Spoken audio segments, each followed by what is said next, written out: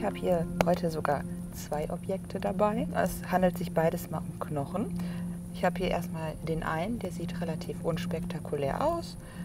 Man kann gut sehen, dass es ein Langknochen ist. Und wenn man sich ein bisschen auskennt, dann weiß man auch, dass das der Oberarm ist, also der Humerus.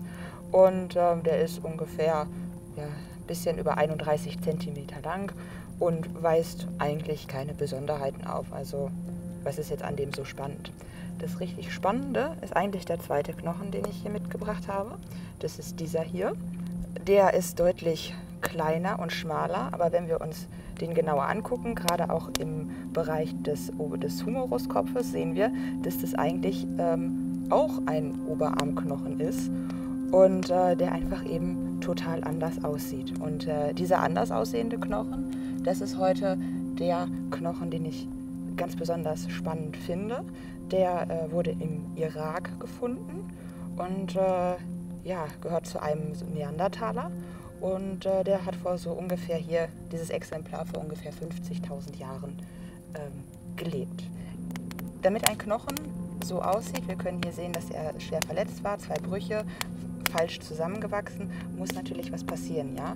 Und das ist nur eine Verletzung, die dieser Neandertaler, zu dem dieser Knochen gehört, erlitten hat. Wie ihm das genau passiert ist, ja, also wie er sich zum einen den Fuß gebrochen hat, dass er nicht mehr laufen konnte richtig, sondern nur unter Schmerzen, wie er die schweren Schädelverletzungen erlitten hat, die dazu geführt haben, dass sein Gesicht entstellt war, wie es dazu geführt hat, dass der Oberarm gebrochen worden ist und der Unterarm tatsächlich auch dann amputiert worden ist, das wissen wir heute leider nicht. Ja, es gibt da verschiedene Theorien. Es könnte ein Sturz gewesen sein, ein Bergsturz, dass er von Felsen geschlagen worden ist.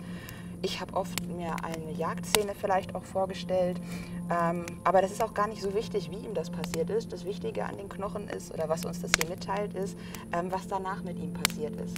Denn all diese Verletzungen hat er erlitten, als er ein junger Mann gewesen ist. Aber gestorben ist er erst mit 45 und das ist für Neandertaler alt.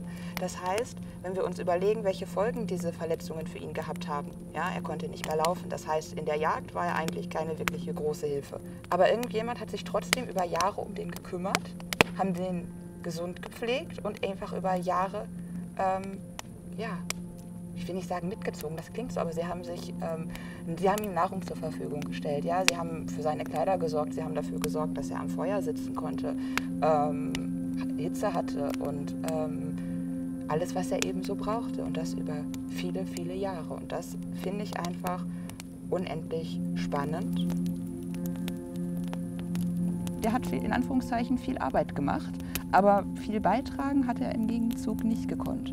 Und trotzdem haben sie sich über Jahre eben gekümmert. Und ich finde das eine unglaublich schöne Sache, vor allem weil ich finde, dass heute in der Gesellschaft das manchmal ein bisschen zu kurz kommt, Mitgefühl miteinander zu haben, sich zu kümmern und vielleicht auch mal was zu tun, was den eigentlichen Vorteil jetzt nicht unbedingt ist. Ja?